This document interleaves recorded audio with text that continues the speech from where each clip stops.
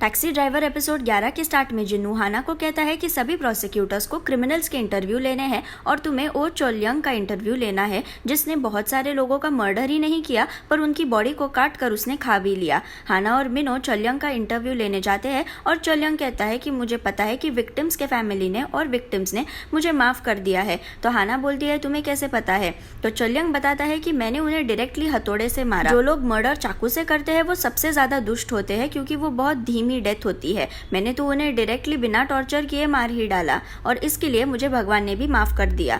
Interview होने के बाद हाना मिनो को कहती है कि इस चोलयंग में कुछ इंप्रूवमेंट नहीं हुई है, ये तो नर्क में ही जाएगा। फिर हमें लास्ट एपिसोड की एंडिंग दिखाई जाती है, यानी जब हाना दोकी के टैक्सी को सिंचल के घर में जाते हुए देखती है, वो हमें यहाँ दिखाया जाता है। दोकी और सिंचल घर में बैठ के बात करते हैं और दोकी सिंचल को बताता है कि बोगजा और उसके साथियों को मैंने बोट पे बंद कर दिया है और वही वो सेफ रहेंगे। सिंचल पूछता है कि तुमने ऐसे कैसे उन्हें बोट पे ही रख दिया? तो दोकी कहता है कि पाक यांगजिन को मैं उसका सर्वर का ब्लास्ट होते हुए दिखाना चाहता था पर उसमें यांगजिन ही मर गया और मुझे इस बात का बहुत बुरा लग रहा है कि मेरे वजह से किसी की जान गई। अब आप भी सोचो कि आपके वजह से ऐसे किसी के साथ तो हुआ है या नहीं।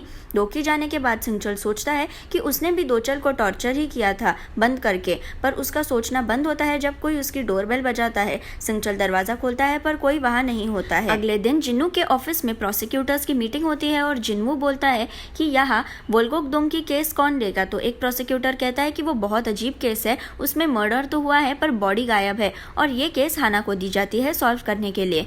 मीटिंग होने के बाद हाना जिन्नू को कहती है कि ये संचल का अरेस्ट वारंट है, मुझे उससे पूछताछ करनी है। जिन्नू कहता है कि तुम क्या बोल रही हो, वो इंसान बहुत अच्छा है। तो हाना उसे प्रूफ दिखाती है कि जब दोचल गायब हुआ था तो उसके पीछे डिलक्स टैक्सी थी, जब पुलिस का एक्सीडेंट हुआ था तब भी डिलक्स टैक्सी थी। ये टैक्सी हासून के नाम पे रजिस्टर्ड है जो सिंचल का बाप है, पर सिंचल कहता है कि उसे इस टैक्सी के बारे में पता ही नहीं। जिन्नू पूछता है कि तुम ढूंढना क्या चाहती हो? तो हाना कहती है कि ऐसी पॉसिबिलिटी है कि सिंचल ने इन सभी लोगों को अपने घर में बंद करके रखा है या फिर मार डाला है क्योंकि मैंने टैक्सी को उसके ही घर में जाते हुए देखा।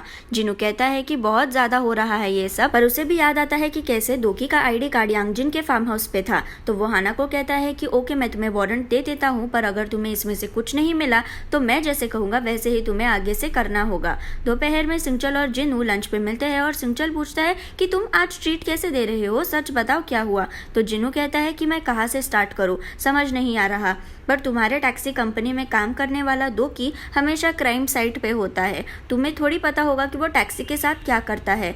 यहाँ बेसमेंट में दोकी, गोउन, जिन और क्योंकू बैठे होते हैं। तभी गोउन को सीसीटीवी से दिखता है कि पुलिस की गाड़ियां वहां आ रही है तो वो सब भाग जाते हैं। दोकी सिर्फ एक बार घर चेक कर लेता है और वो भी वहां से निकल जाता है। हाना और उसकी टीम सिंचल के घर में घुसते हैं पर वहां उन्हें डिलक्स टैक्सी नहीं दिखती। वो घर को भी सर्च करते हैं और हाना पेंटिंग वाली दीवार को चेक करती है जिसके पीछे बेसमेंट होता है, पर उसे कुछ शक नहीं होता तो वो ज्यादा ध्यान नहीं देती उसकी तरफ।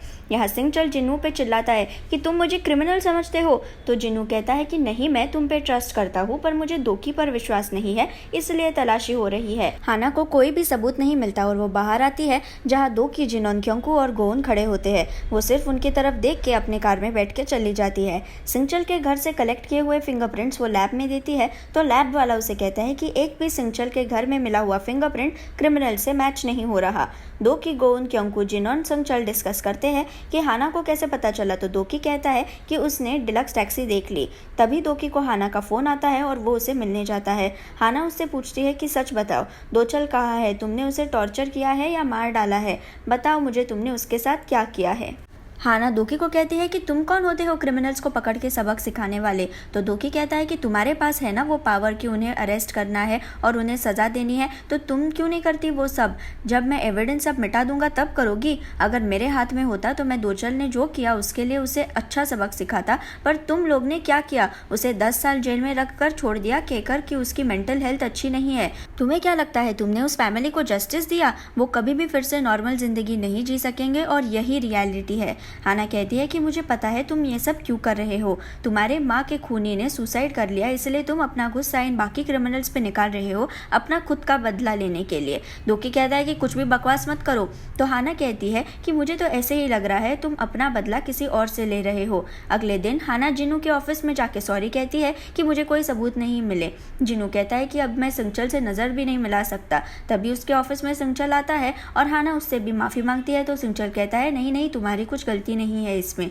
जिनू और सिंगचल बात करते हैं और जिनू भी माफ़ी मांगता है। सिंगचल को वो कहता है कि ब्लूबर्ड फाउंडेशन की तरफ से ये केस हैंडल कर लो, और केस होती है वोल्गोक डोंग केस, जिसमें बॉडी नहीं मिल रही पर मर्डर होने की पॉसिबिलिटी होती है। सिंगचल चर्च जाता है जहाँ एक फादर जिसका नाम फादर को होता है वो कह रहा होता है कि मैंने कभी भी भगवान पे पहले विश्वास नहीं किया क्योंकि उन्होंने मुझे बहुत बुरे दिन दिए, पर फिर मुझे समझ आया कि भगवान हमें उतना ही देते हैं जितना हम सहन कर सकते हैं। सेशन खत्म होने के बाद सब डोनेशंस डालते हैं और सिंगचल रेनबो टैक्सी सर्विस का एनवेलप डालता है जिसमें बदला लेने की ऐड होती है। यहाँ हाना को वोल्गोक डोंग केस इन्वेस्टिगेट करने वाला पुलिस ऑफिसर आता है जो कहता है कि उसे पता है क्रिमिनल गो यंगटे है, उसे अरेस्ट करने के लिए वारंट निकालिए। तो हाना कहती है कि जब तक कोई सबूत नहीं है, बॉडी नहीं है, तब तक मैं ऐसा कुछ नहीं करूंगी। पुलिस वाला पूछता है लेकिन उन विक्टिम्स का क्या, उन्हें मैं क्या बोलूं? तो हाना कहती है मैं खुद उनसे बात करती हूँ। दोकी के डिलक्स टैक्सी में फादर को बैठा होता है और वो दोकी को पूछता है कि हम कहाँ जा रहे हैं। दोकी कहता है कि हम बदला लेने जा रहे हैं, आप मुझे बता सकते हो क्या कि आपके साथ क्या हुआ है? फिर को अपनी स्टोरी बताता है कि उसे एक बेटा है दोंगी जो बहुत अच्छा इंसान है और वो इतना अच्छा होने की वजह से उसे बहुत अच्छी गर्लफ्रेंड मिली हेयोन जो उसके साथ शादी करने वाली थी। वो दोनों खुशी से जी रहे थे, हम भी बहुत खुश थे क्योंकि हेयोन बहुत ही अच्छी लड़की है। हेयोन के कोई फ्रेंड्स थे जिसे मिलने एक दिन दोंगी गया क्योंकि वो उसे बिजनेस में मदद करने वाले थे और वो दोकी को एक फोटो दिखाता है कि दोंगी इस आदमी को मिलने गया। दोकी फोटो देखता है और उसे लगता है कि ये आदमी मैडम बेक के असिस्टेंट की तरह ही दिखता है और उसे बहुत हैरानी होती है। को स्टोरी कंटिन्यू करता है और बोलता है कि दोंगी जब ड्रिंक्स लेने गया था तो उसके ड्रिंक में इस आदमी ने स्लीपिंग पिल्स डाल दिए जिसके वजह से वो बेहोश हो गया, और ये आदमी जिसका नाम यंगटे है वो खुद दोंगी को अपने ऑफिस लेकर गया जो पुलिस ने भी कंफर्म किया। दोकी पूछता है कि कोई विटनेस नहीं था क्या? तो को बताता है कि एक विटनेस था वो सब। यंगटे उससे झगड़ने बाहर गया पर दोंगी बाहर नहीं आया। जब पुलिस ने बिल्डिंग की तलाशी की तो उन्हें दोंगी की लाश कहीं नहीं मिली और यंगटे कहता है कि वो बाहर खुद से गया होगा। मैंने खुद सारे सीसीटीवी फुटेज देखे पर दोंगी बिल्डिंग के बाहर कभी आया ही नहीं और उसे अंदर ही कुछ हुआ। दोकी फादर को एनवेलप देता है और गेम सेंटर छोड़ देता है।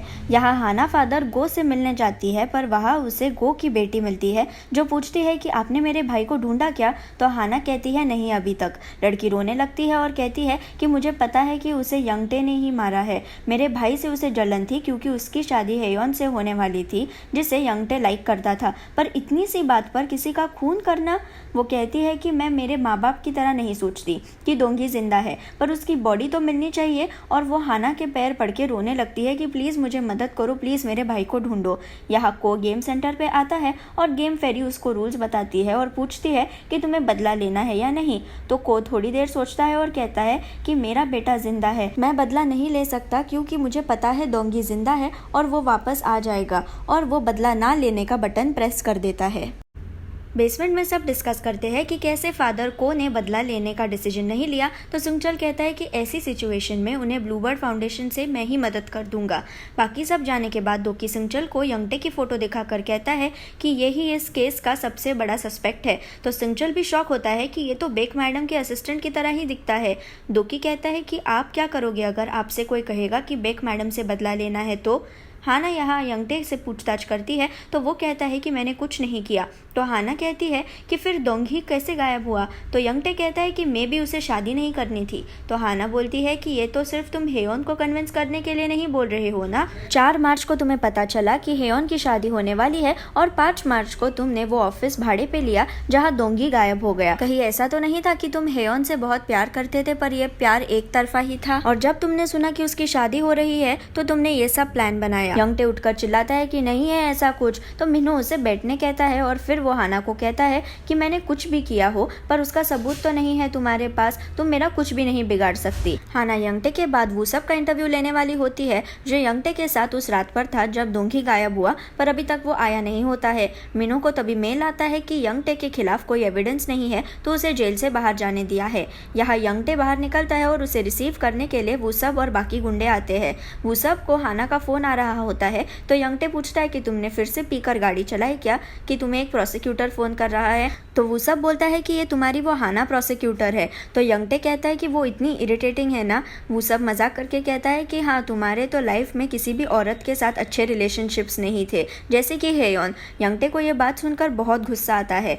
यहाँ सिंगचल को दो की बेक मैडम के ऑफिस को ड्रॉप करता है और उसकी नज़र कुछ गुंडों पर जाती है जो वो सब को खींच के एक रूम में लेके जा रहे होते हैं। दो की उनका पीछा करता है और वो यंगटे को देखता है जो वो सब की पिटाई कर रहा होता है और कह रहा होता है कि तुम्हें मार डालना और तुम्हारी बॉडी छुपाना मेरे लिए बहुत आसान है।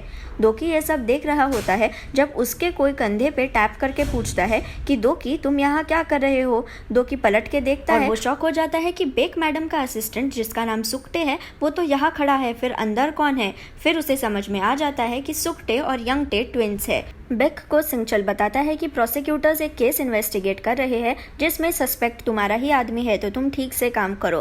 तभी वहाँ दोकी, यंगटे और सुक्टे आते हैं। यंगटे बेक से माफ़ी मांगता है और कहता है मुझे बचा लो गॉड मदर, और बेक उठकर सुक्टे को थप्पड़ मारती है कि तुम्हारे फैमिली के प्रॉब्लम्स मुझे बाहर से क्यों पता चल रहे हैं। फिर वो सिंगचल को कहती है कि तुम्हें पता है हमारा इतने साल से रिलेशन क्यों अच्छा है, क्योंकि हमने कभी भी एक दूसरे के काम में दखलंदाजी नहीं की।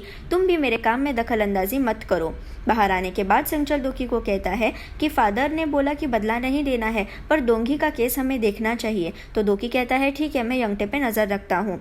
वो सब यहाँ आज के मारपीट के बाद वो बहुत ड्रिंक कर लेता है और ड्राइव करता है, जिस वजह से पुलिस उसे अरेस्ट कर लेती है। उसे लॉकअप में हाना देखने आती है और फिर उसका इंटरव्यू लेके उसे पूछती है कि दोंगी जिस रात गायब हुआ उस रात क्या हुआ।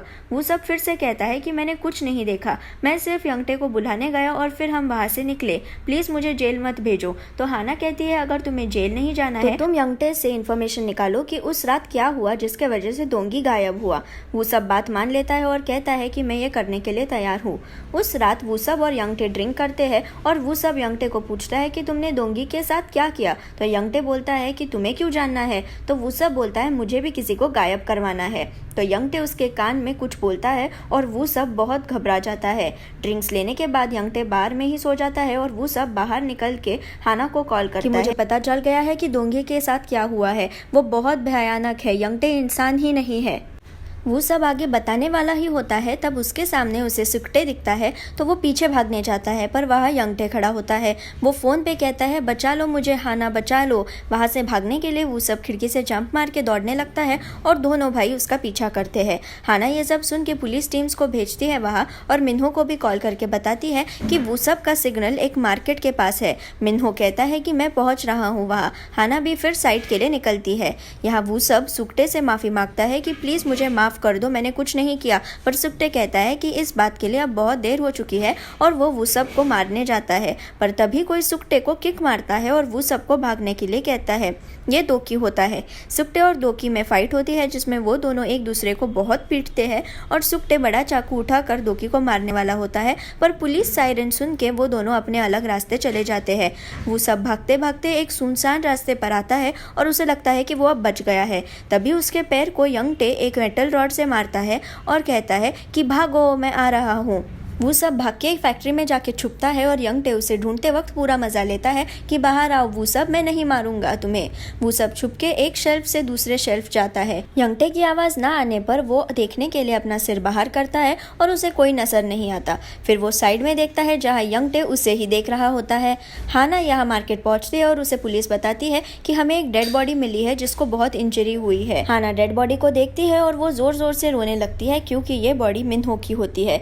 मिन्हो की मौत हो चुकी होती है क्योंकि उस पे किसी ने अटैक किया होता है। एपिलॉग में दिखाया जाता है कि कैसे ओ चलयंग के साथ इंटरव्यू होने के बाद हाना मिन्हो से कहती है कि इस चलयंग को मुझे मारने का ही मन हो रहा है। तो मिन्हो कहता है नहीं नहीं, ऐसे अगर हम मारना शुरू करें तो सब बिगड़ जाएगा, क्योंकि व्हाट इफ हम किसी शरीफ आदमी को मार दे। इसलिए मैं कानून पे विश्वास रखता हूँ, क्योंकि अगर हमने 10 क्रिमिनल को भी छोड़ दिया तो एक शरीफ इंसान नहीं पकड़ा जाएगा। यहाँ एपिसोड 11 खत्म हो जाता है। अगर आपको मेरा वीडियो पसंद आया तो उसे लाइक ज़रूर कीजिए और मेरे चैनल को सब्सक्राइब करना ना भूलिए। Thank you.